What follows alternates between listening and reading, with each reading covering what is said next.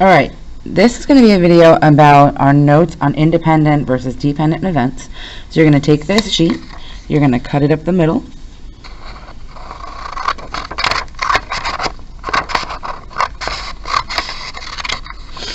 check the agenda to see what pages they go on. But this is going to be the first page, so we'll do this one first. And what I've written here is the definitions for you, so you don't have to copy them down. But we're going to talk about what they mean, and we're going to write something here underneath this piece. So independent events are two events from the same experiment for which the probability of one event is not affected by whether the other event occurs or not. And so we looked at this with the crayon example. We looked at when you're taking a crayon out and putting it back in the bag, you're not changing the probability of what's in the bag. So that would be a case where whatever I pick the first time is not affecting whatever I picked the next time. And when you do that, I'm going to show you this notation. We're going to write it, but we'll explain it in the example on the next page. The probability of the first event happening by itself, P of A, is going to be equal to the probability of A happening even if B already happened. And we'll talk about what this means in the situational scenario on the next page. But write this down for now. When the probability of A happening is the same as the probability of A happening given that B has already happened, then our events are independent. They become dependent when the probabilities change.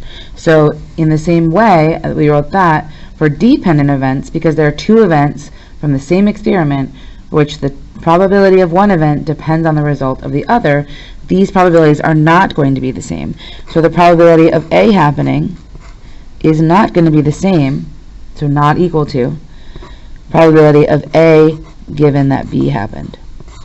So we'll talk about what A/B means in a situation on the next page when we're talking a little bit more specific and not in the general. So make sure you have both of those notes written down. This is going to be the first page in your notebook, and then we're going to use this other blue page is going to be our second.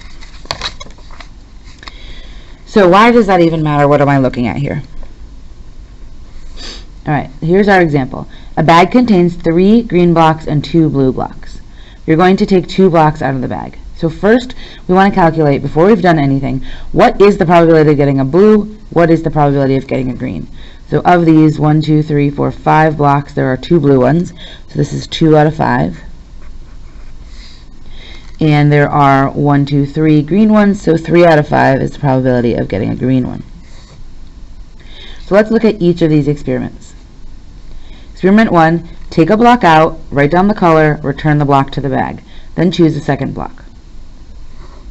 So let event A be the second block is green, and event B be the first block is blue. So if I reach in, this is saying green/blue.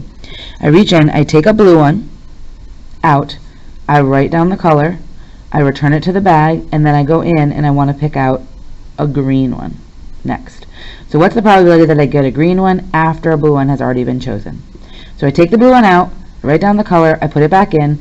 Now there's 5 blocks back in the bag. I'm going to reach into those 5 blocks, I'm going to pull out a green. My probability is 3 greens out of the 5 blocks. So that's 3 out of 5. So if you notice, the original probability of getting a green was 3 out of 5. After I took a blue out first, the probability is still 3 out of 5. The probability of getting a green has not changed even when I took a blue out. So A and B are independent.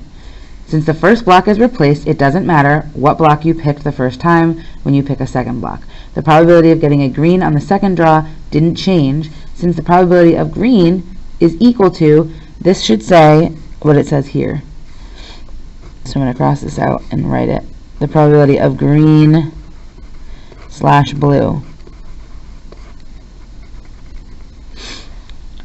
Because those two things are equal, 3/5 and 3/5,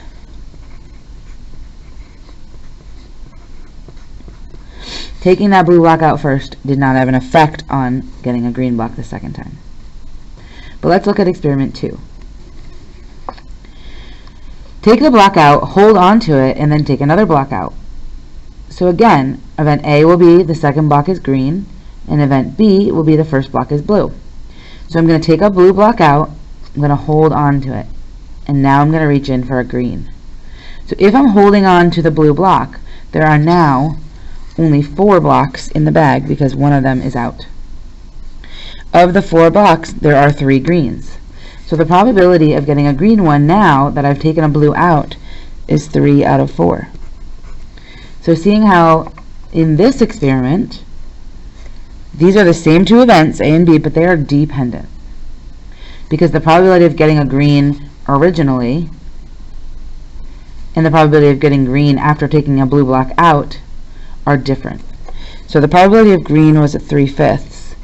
The probability of, again, the same typo here, green / blue is 3/4. These are not the same number. 3/5 and 3/4 are not the same, which makes this a dependent relationship.